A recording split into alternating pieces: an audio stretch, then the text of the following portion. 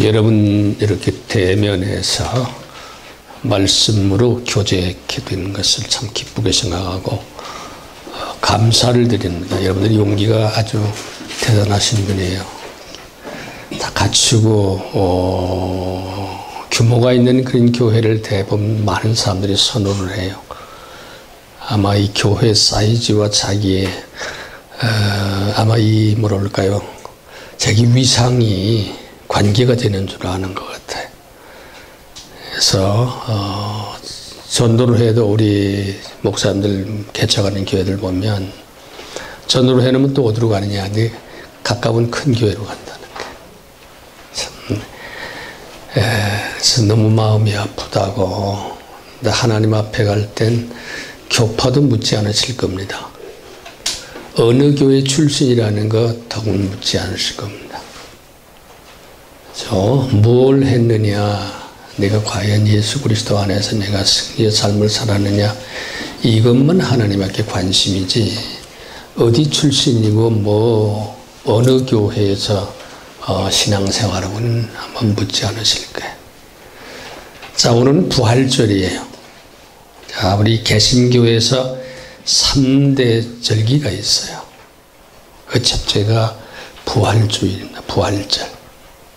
이거요, 3월 4월 사이에 있습니다. 그 다음에는 이제 감사주일이죠. 보통 우리 시골에 같은 데 보면, 지금도 서울교회도 맥주 감사절이 있어요. 대부분 이 감사절이에요. 추수감사절.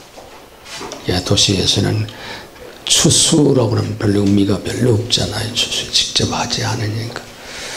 근데 이제 추수가 뭐 굉장히 광범위하게 쓰여지는 말입니다. 추수감사절, 그 다음에 성탄절이에요. 다른 종교도 다 교주나 종교를 만든 그 사람의 생일이 다 있잖아요. 4월 초파일, 좀 있으면죠. 석가의 생일이 있습니다. 그 다음에는 뭐 공자의 생일도, 마음의 생일도 있고 생일이 있어요. 근데 하나는 모방할 수 없는 게 있습니다. 부활한 이 사실 사건만은 유일하게 우리 주님만 부활하셨기 때문입니다.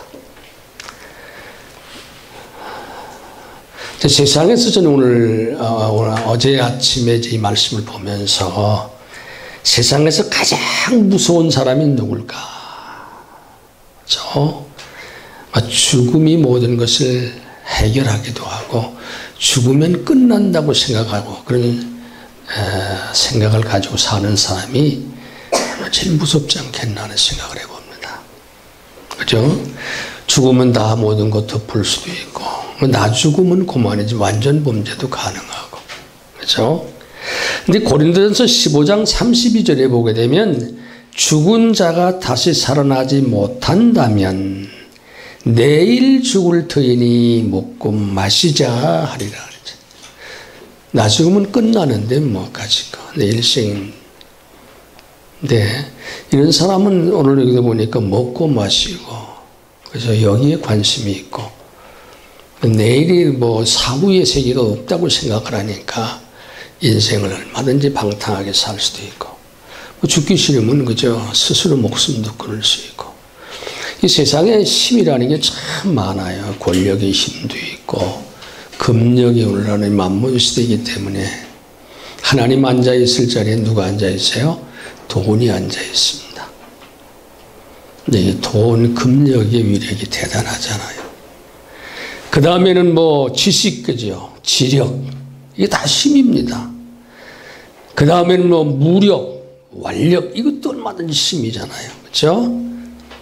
네, 죽음의 힘만큼 강한 아마 힘은 없을 것입니다. 참 죽으면 끝나는 거 아니에요. 많이 살아봐야 우리가 7, 80, 8, 90, 요새는 100수도 합니다만은, 옛날에 저였을 땐 70 살면 인생 70 고래휴이라고 그랬어요. 70이 흔한 나이가 아니라는 겁니다. 아이고, 환갑노인에 앉아있으면 참 많이 사셨네. 지금 환갑노인 누가 노인이라고 그럽니까? 아마 이 경로당에 가면 물심부름하고 담배심부름은 한다는 거예요. 근데 우리가 볼 때 인생이 우리가 살아봐야 7, 80이냐. 그래도 영원한 시간 개념에서 볼 때는 7, 80은 눈 깜짝할 사이, 찰나의 시간입니다. 밤의 한 경점과 같다고 생각을 말하고 있어요. 자, 우리 그리스도인들이 이 자연 생명을 가지고 있습니다. 또 하나의 생명이 반드시 필요해요. 이게 뭐예요? 우리를 거듭난다고 그러잖아요. 주님이 주신 영원한 생명. 이건 시간에 공간에 제한받지 않는 그런 수백 년, 뭐 끝도 없이 살 수 있는, 이게 준비하는 기간이 바로 이 우리가 사는 이 생에서 준비되어야 된다는 겁니다. 어머니 뱃속에서 어린아이가 10개월 동안에 생명이 여기서 생성돼서 그래서 세상에 나올 만큼 자라다가 때가 되면 나오잖아요. 그거 똑같이 그렇게 나아져야 6, 70일 세상에서 사는 겁니다. 마찬가지로 우리가 6, 70도 사는 동안에도 또 하나의 생명이 우리에게 있어야 돼요. 그 성경은 뭐라니까 중생한다, 다시 난다, 번역에 난다 말합니다. 예수 그리스도가 나에게 이 새 생명을 주시기 위해서 이 땅에 인카네이션의 도성인신하신 겁니다. 그리고 우리 그리스도인들은요, 부활의 신앙이 가장 중요한 사실. 부활을 믿어도 되고 안 믿어도 되는 것이 아니라 부활을 믿지 않으면 그리스도인이 아니에요. 세상에 많은 종교가 있어요. 이 종교가 뭐예요? 다 수도 종교입니다. 사람이 만든 종교입니다. 인간이 만든 거 아니다. 인간이 유한하고 어떤 절대적이고 전능적인 그러한 어떤 대상이 있었으면 위로가 되고 그를 의지하고 살 텐데 그런 생각에서 만들어진 게 수도 종교입니다. 세상에 사람으로부터 출발된 종교예요. 종교가 얼마나 많아요, 세상에는요. 원시적인 종교도 있고 좀 고등화된 종교도 있고. 그런데 다른 종교들은 다 보면 죽음의 문제를 대답하지 못합니다. 해결하지 못합니다. 인도의 선다승이 영국을 방문한 적이 있습니다. 자, 영국을 방문할 때 어느 교수가 이렇게 물었습니다.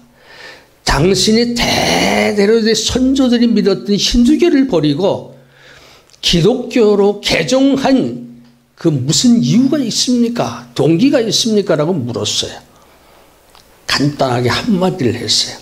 내가 믿는 예수님은 다시 사셨기 때문입니다. 그렇죠? 세상의 종교들은 다 죽음으로 끝난 종교들입니다. 우리가 이 부활의 사실을 부정한다면 사실 우리의 믿음도 헛거예요. 뭐로 믿습니까? 죽은 예수 뭐로 믿습니까? 그렇잖아요. 우리가 사랑, 인내 이것도 의미 없는 거예요. 이것도 뭐냐면 어떤 말씀을 드리는 위선이 허구예요.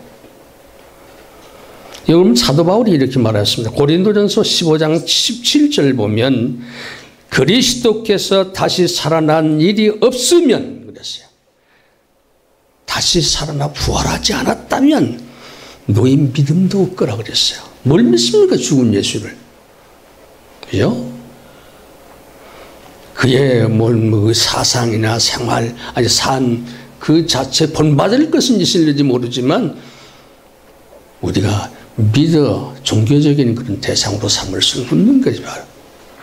자, 너희가 여전히 뭐에 있다? 죄 가운데 있다 그랬어요. 죄 가운데. 여러분 고린도전서 15장을 이번 주일은 꼭 읽어보시는데 이 부활장이거든요. 부활에 관한 일입니다. 바울이 기록한 고린도 교회에 준 편지 내용 가운데 15장은 다 부활에 대한 이야기예요. 그리고 재림에 대한 이야기예요. 여러분 15장에서 두 가지 질문을 대답하는 형식으로 기록된 것을 볼 수가 있어요. 저희 15장을 한 몇십 분을 읽어봤어요. 한 주간 동안. 12절을 보게 되면 첫째 질문이 여기 나옵니다. 그리스도께서 죽은 자 가운데서 다시 살아나셨다 전파하셨거늘 너희 중에서 어떤 사람은 어찌하여 죽은 자 가운데 부활이 없다고 하느냐. 그럼 35절을 보세요. 누가 묻기를 죽은 자들이 어떻게 다시 살아나며 어떤 몸으로 오느냐? 이 두 가지 질문에 대답하는 형식으로 15장이 구성된 것을 볼 수가 있어요. 근데 성경에 보면 한 300여 번 예수님이 사신 부활에 대한 이야기와 재림에 대한 이야기인데 사신 부활보다는 재림에 대한 얘기가 더 많습니다. 예수님이 다시 오신다는 겁니다. 그죠? 마라나다 초대교회의 그 어려운 시련을 감당하고 이겼던 이유가 뭐냐면 주님은 반드시 돌아온다는 것, 다시 오신다는 것. 관악산에 오시는 게 아니고 계룡산에 오시는 게 아니고 저 이스라엘 땅의 시온산에 오십니다. 지상 재림에 대한 언급이 초림의 언급보다는 훨씬 더 많아요. 이것 때문에 우리가 예수 믿는 거거든요. 35절 보세요. 어떻게 다시 나며 어떤 몸으로 부활하느냐. 이렇게 보세요. 어떤 몸으로 부활하느냐. 저쪽이 헬라 철학은요. 그 당시에 헬라 철학은 영혼 불멸을 믿었어요. 영혼은 영원하다. 육신은 땅으로 가고 흙으로 가지만 영혼은 불멸하다고 믿었던 것이 헬라 철학입니다. 그런데 보세요. 사람들이 죽은 자가 어떻게 다시 사느냐, 이 썩은 몸이 어떻게 다시 살 수 있느냐, 부활할 수 있느냐. 바울은 그리스도께서 부활하신 사실에 대해서 부활을 역사적으로 쭉 설명도 하고요. 증언한 자들의 이름까지 나열을 여기서 성경하고 있는 것을 볼 수가 있어요. 예수님이 다시 오신 목적과 이 사실을 경험한 당시 12제자 베드로를 비롯해서 그 다음엔 사도행전 1장은 500여 문도에게 승천의 모습이 목도됐다고 되어 있거든요. 15장 8절에 바울은 이렇게 말합니다. 맨 나중에 만삭되지 못하여 난 자 같은 내게도 보이셨다 그랬어요. 자기도 목도했다는 겁니다. 자기도 다시 사신 그분을 경험을 했다는 겁니다. 만삭되지 못한 몇 얼떨 만정된 나에게도 보아서 다메섹 도상에서 예수님 만나시지 않았어요. 성경은 소설이 아닙니다. 성경은 뭐예요? 신화도 아닙니다. 꾸미는 이야기가 아닙니다. 성경은 팩트입니다. 사실입니다. 여러분 15장 19절에 보게 되면 이런 말씀이 있어요. 만일 그리스도 안에서 우리가 바라는 것이 다만 이 세상의 삶뿐이라면, 그렇죠? 모든 사람 가운데 우리가 더욱 불쌍한 거예요. 이 말씀에 공감되죠? 이 시간에 꽃놀이도 가실 수 있고, 그죠? 얼마든지 자유스럽게, 그죠? 내 하고 싶은 대로 사실 수 있는데, 여기 와가지고, 1시간 예배도 드리고, 그냥 옵니까? 또 뭐 헌금 가지고 또 오시잖아요. 그 금쪽 같은 10분의 1을 쪼개서 교회에다 드립니다. 그렇잖아요. 바울이 그 얘기거든요. 이 세상뿐만 아니라 모든 삶뿐이라면 모든 사람보다 우리가 가장 불쌍한 삶을 사는 사람들이다. 그죠? 먹고 싶은 거 마음대로 먹고, 마고 싶은 것도, 마시고 싶은 것도 골라 마셔야 되고, 세상 사람들이 손가락질합니다. 자기보다 도덕 윤리적인 기준에 못 미치게 되면 기독교인들이 왜 저러냐 이게. 저 사람들은 우리보다 한 차원 높게 살아야 되는데 얼마나 비방을 하는지 몰라요. 예수 믿는 사람이 저렇게 마음이 좁아. 저게 관계가 저렇게 엉망이야. 얼마든지 손가락질 해주는 것을 볼 수가 있어요. 32절에 보면 고린도전서 15장 32절에 보면 죽은 자가 다시 살아나지 못한다면 내일 죽을 터이니 먹고 마시자. 그렇잖아요. 뭐 절제할 거 뭐 있어요. 먹고 싶은 거 마음대로 먹고 예수 안 믿으면 그럴 수 있잖아요. 근데 그런 사람 세상에 얼마나 많아요. 그 다음에 둘째 질문에 대한 대답이 나옵니다. 우리가 부활한다면 어떤 모습으로 부활할 것인가? 여기 대답이 나와요. 15장에 보게 되면. 15장 35절에 이렇게 말합니다. 누가 묻기를 죽은 자가 어떻게 살아나며 다시 살아나며 어떠한 몸으로 오느냐, 이게 재림이에요. 당시 애굽 사람들은 부활을 믿었다고 합니다. 근데 부활의 형태는 현재 상태에서 다시 회복이 되는 것을 이야기해요. 그래서 이 카이로의 박물관을 제가 방문을 했더니 박물관에 이제 파라오들의 이제 시신을 안치한 금으로 입힌 전체 금인지는 모르지만 관이 있어요.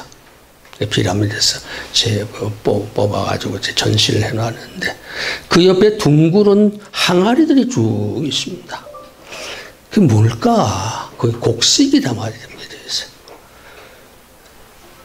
이 왕이 환생을 하고 환생하면 당장에 궁궐로 가려면 시간이 걸리니까 그걸 먹어야 곡식을 먹어야 되는데 곡식을 준비해 놓은 거예요.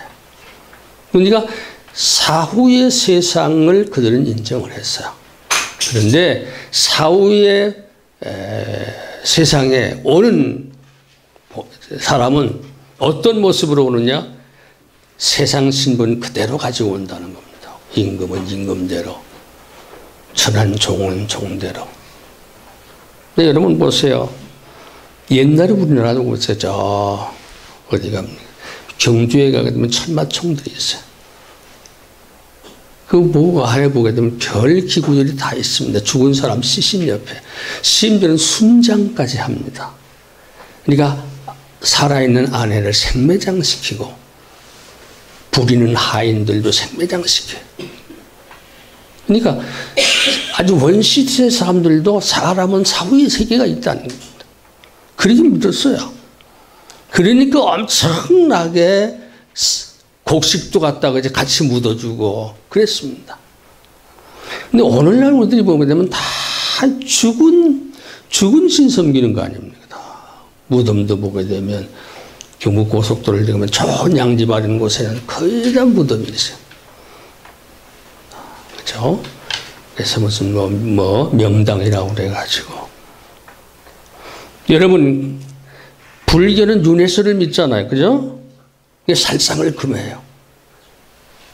무슬림 같은 경우는 뭐냐니까 알라를 위해서 스스로 목숨을 바치면 죽은 후에 후한 상을 받을 것이다. 이렇게 신분이 바뀌어진다는 겁니다. 그래서 이슬람을 보게 되면 여러분들 아시죠? 알카에다니, IS니, IS니, 그 다음에 보코하람이니, 이런 자살단체들 소위. 그죠? 이게 이슬람이 그리 많아요.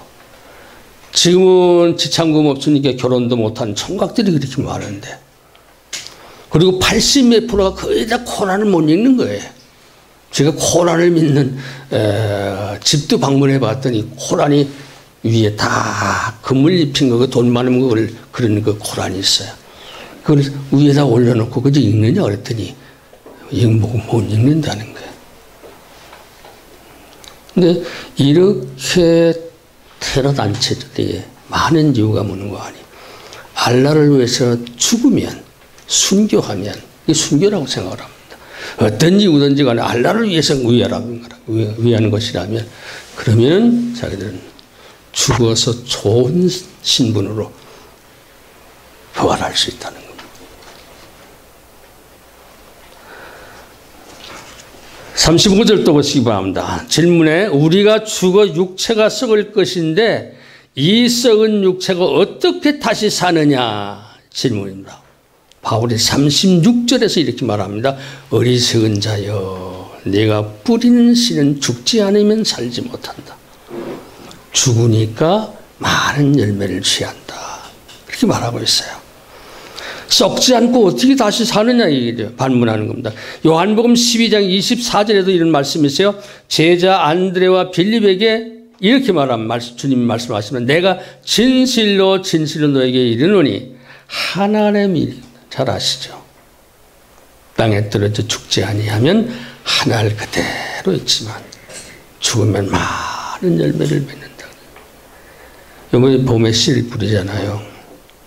그 시 보게 되면은 뭐 죽은 것 같잖아요. 우리가 그 땅에 가서 썩습니다. 하나가. 그러면 10배, 30배, 60배, 100배, 1000배, 만배 어떤 조 같은 건 조그만 씨 하나가 몇만 배를 씨가 열리는 것을 볼 수가 있죠. 썩지 않으면 그대로 있지만 썩으면 많은 열매를 맺는다. 이 자연 계시라고 그래. 신학적으로 볼 때 자연 계시. 하나님이 자기를 노출시켜 보여주는 계시가 있는데 그 계시 중에 하나가 뭔가 자연 계시, 일반 계시라고도 말합니다. 자연을 볼 때 우리가 보세요. 저는 자연을 좋아하는데 여행을 이렇게 해보면 너무 신비한 거예요. 얼마 전에도 그 죽은 가지 같은 데서 음이 나고 땅바닥에서 그 싹 새싹이 나는 걸 보면 참 신비해요. 그럴 때 우리는 보통 뭐라고 그러는 게 야, 신기하다. 이게 하나님의 섭리라는 겁니다. 고백이. 사람이 하는 건 아니거든요. 그 다 죽은 것 같은데도 하늘이 땅에 떨어져서 썩어지니까 거기서 싹이 나고 꽃이 피고 열매를 맺는다는 겁니다. 새 생명이 그냥 태어나는 게 아니에요. 어느 나이에 여기 우리 여성분들이 많이 계신데, 자, 우리가 보면 10달 동안 다음에 이제 10개월 동안 우리 몸에 지니고 있잖아요. 자궁입니다, 자궁. 이걸 뭐냐, 어느 나이가 가장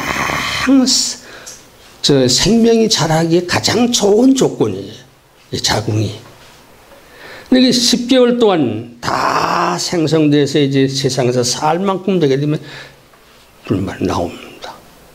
근데 옛날에는 우리 어머니는 7남매를 키웠는데요. 학교 갔다가 어머니는 밥 차려주고 애들 학교 먹었죠. 우리가 알아서 갔다. 그럼 밭에 가서 일을 하루 종일 김 매시고 그게 하시는 일이었어요. 그런데 저녁에 돌아오면 동생이 하나 생겼어. 그런 때 어머니가 배가 이제 산딸이 돼가지고 이제 그 누가 챙겨주는 사람도 없고 혼자 오셔가지고서 이제 태자르면서 자기가 당신 낳으신 거예요. 이게 아이가. 그래서 말이 있어요. 작게 키워서 크게. 그때는 2몇 킬로밖에 안 됐습니다. 대부분. 작게 나서 왜? 일을 많이 하시니. 영양도 부족하고. 그렇죠? 근데 옛날에 이제 귀부인들을 보게 되면 일도 안 하고, 운동도 안 하고, 별로 움직이질 않아요. 근데 보니까 아이가 너무 커가지고서 산후로돼도 아이를 스스로 못 낳는 게라. 저는 그래서 제왕절개 수술을 합니다. 옛날엔 그런 기술도 없으니까 상당 많이 아이 낳다가 산모가 죽습니다. 한 생명을 태어나게 하기 위해서 얼마나 10개월 동안 그 무거운 몸을 가지고 그저 가만히 놀고만 있었던 게 아니라 일도 하고 이런 걸 보면은 한 생명이 태어나기 위해서 희생이 없는 새 생명은 절대 못 태어난다. 저와 여러분을 세상에서 건져내시기 위해서 예수 그리스도가 이 희생을 하신 겁니다. 나를 위해서 죽으신 것입니다. 골고다 언덕에서 죽으실 때에 어떤 순례자가요, 그곳을 방문해가지고서 가이드한테 그런 얘기를 했대요. 내가 여기 처음 온 거니까 자세하게 예수님의 행적 좀 가이드를 좀 해달라고 특별히 팁을 주면서 부탁을 했답니다. 제가 골고다 언덕을 올라가면서 예수님 돌아가셨다고 지금 하는 뭐 그런 곳이 몇 군데 있습니다만은 여기가 바로 당신들이 믿는 예수가 여기서 죽었습니다. 십자가에 죽었습니다. 그랬더니 그 순례자가 무릎을 꿇고 눈물을 흘리면서 기도하더랍니다. 왜 여기서 기도합니까? 바로 내가 여기에서 2000년 전에 예수와 함께 죽었습니다. 예수의 허리춤에서 내가 있었습니다. 그러니까 예수 죽을 때 나도 죽었다는 거예요. 그렇죠? 그 허리춤에 나도 있었다는 겁니다. 그럼 예수 그리스도가 나를 위해서 죽었어요. 옥조 창생을 위해서 죽은 것, 바로 나를 위해서 죽었다는 사실을 여러분 믿으시기 바랍니다. 여러분 요한복음 11장 11절에 보니까 이 말씀을 하시니 또 이르시되 우리 친구 나사로가 잠들었다. 참 재밌어요. 이게 말이니까 이 말씀을 보세요. 잠들었다. 나사로가 잠들었다. 나사로가 지금 잠든 게 아닙니다. 나사로는 죽었습니다. 죽은 지 사흘이나 됐습니다. 근데 예수님의 표현은 뭐니까 나사로 내 친구가 잠들었다고 얘기했어요. 내가 깨우러 가겠다. 네, 요한복음 11장 13절에서는 이런 말씀이 나와요. 예수는 그의 죽음을 가리켜 말씀하신 것이라 그랬습니다. 이에 나사로는 죽어서 사흘이나 되었다고 그랬어요. 이스라엘에는 사람이 죽으면 24시간 안에 매장을 합니다. 아주 더운 곳이기 때문에 동굴에다가 안치를 합니다. 근데 사흘이나 됐단 말이에요. 사흘이나. 예? 나사로가 죽어서 사흘이나 되었는데 예수님께서는 뭡니까? 잠들었기 때문에 내 친구를 내가 깨우러 가야 되겠다는 게. 누가복음 9장 31절에 보게 되면 영광 중에 나타나서 장차 예수께서 예루살렘에서 별세하실 것을 말할세 그랬어요. 저는 이 말씀을 원어를 보니까 참 재미있어요. 별세란 말이요. 세상을 떠나는 게 별세 아닙니까? 헬라어로는 엑소더스예요. 엑소더스는 모세가 뭐 60만인데 그건 뭐 장정만 남자만 카운트해서 그런 거니까 실제는 200만 가까이 자기 민족을 끌고서 그죠? 가나안으로 들어오잖아요. 홍해를 건너고 이게 엑소더스입니다. 근데 별세란 예루살렘에서 예수님이 별세하실 때 별세하실 것을 말할세 이 별세가 뭐냐면 속박에서 자유를 주시기 위해서 죽음에서 다시 살려내시기 위해서 이스라엘 민족을 끌고 바로 모세가 나온 것과 같이 예수님도 이 출애굽을 지켰다는 거예요. 죽음이. 예수 죽을 때 저도 거기 계셨거든요. 여러분들도 거기 계셨어요. 예수 부활할 때 나도 거기 있었어요. 여러분 고린도전서 15장 44절에 보면 육의 몸으로 심고 신령한 몸으로 다시 살아나나니 육의 몸이 있은즉 또 영의 몸도 있다. 영의 몸도 있다. 이 육신은 원래 자료가 흙이에요. 흙으로 돌아가거든요. 그래서 우리가 돌아간다고 그러잖아요. 네. 온대로 돌아가는 겁니다. 내 영혼은 구원받은 영혼은 주님 허리춤에 있었어요. 예수 살 때 나도 살고, 그죠? 예수가 계신 곳에 나도 거기 있는 거예요. 이 부활의 모습은 어떤 제한도 받지 않고 자유한 세계, 거기는 생로병사가 없는 거예요. 어떤 분이 그래요. 다시 우리가 부활할 때 어떤 모습으로 부활할까? 늙은 모습인지 아니면 내가 죽을 때 그 모습인지. 그러면 그 컴플렉스가 있을 거 아닙니까? 그렇잖아요? 내 몸은 이게 뭐 예쁜 얼굴도 아니고 뭐 이런 경우도 있을 수 있어요. 그러나 성경에 보니까요. 자세히는 언급되어 있지 않지만 가장 아름다운 모습으로 거기는 모양에 대한 열등의식이나 이런 게 전혀 없는 비교의식도 없는 그런 곳이 바로 천국이기 때문에 그건 염려할 필요가 없어. 자, 여기 보세요. 첫째 부활에 참여하지 못하면 어때요? 우리의 상해는 실패인 겁니다. 첫째 부활에 참여해서 그죠? 하나님 나라에 가는 저와 여러분이 되셔야 됩니다. 이게 참 중요해요. 우리가 예수 믿는 구원이 있기 때문에 영원한 보장 새 생명이기 때문에 저 천국이 있기 때문에 우리 예수 믿는 거죠. 이건 무슨 착한 사람 되기 위해서 예수 믿는 게 아니고 어떤 말씀을 때는 그렇죠. 자연히 이 소망 중에 사는 사람은 착하게 살 수밖에 없어요. 왜? 여기가 전부가 아니니까. 내 주인이 주님이시니까.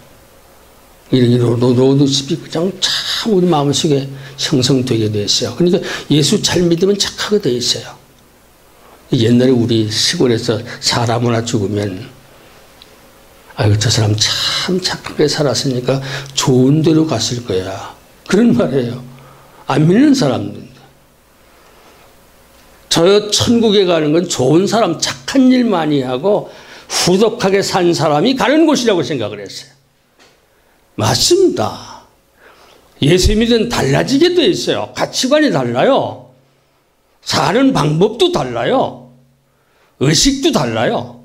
그게 정상이에요. 왜? 하나님의 영이 거룩한 홀리 스피릿이 내 마음속에 있기 때문입니다.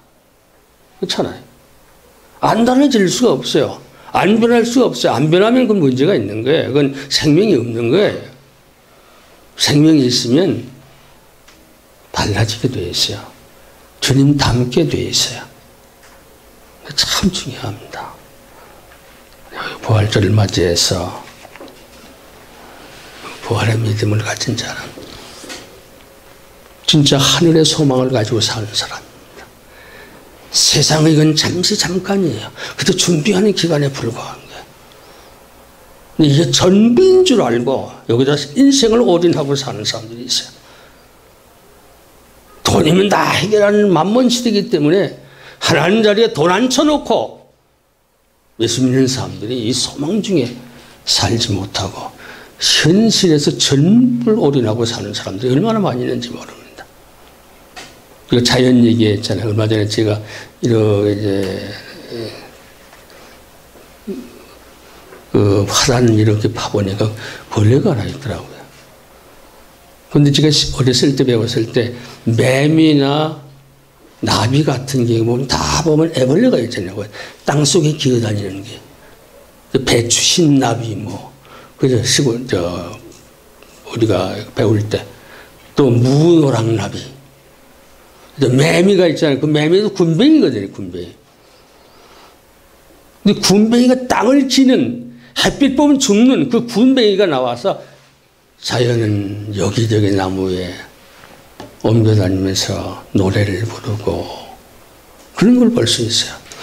자연도 이렇게 전혀 다른 세계가 있는데 하나님의 형상으로 창조함을 받은 우리 인생들이 죽으면 그만이겠습니까? 아닙니다. 사랑하는 여러분, 이 부활절을 맞이해서 정말 우리가 우리의 삶을 한번 되돌아보는, 여러분이 한 영혼을 구원하기 위해서 예수님이 죽어주셨어요. 여러분을 끌어안고 죽으셨어요. 그로 끝났다면은 죽음을 이기고 부활하셨어요. 그 예수가 나의 주님이십니다. 그래서 섬길교회에 오신 여러분들은 다 정말 예수 그리스도를 마음속에 모시고 구원받아서 진짜 보내고 어게인의 그 경험을 가지고 인생을 사셔서 승리하는, 정말 감사하는 그러한 삶을 사시기를 축원합니다. 기도하겠습니다.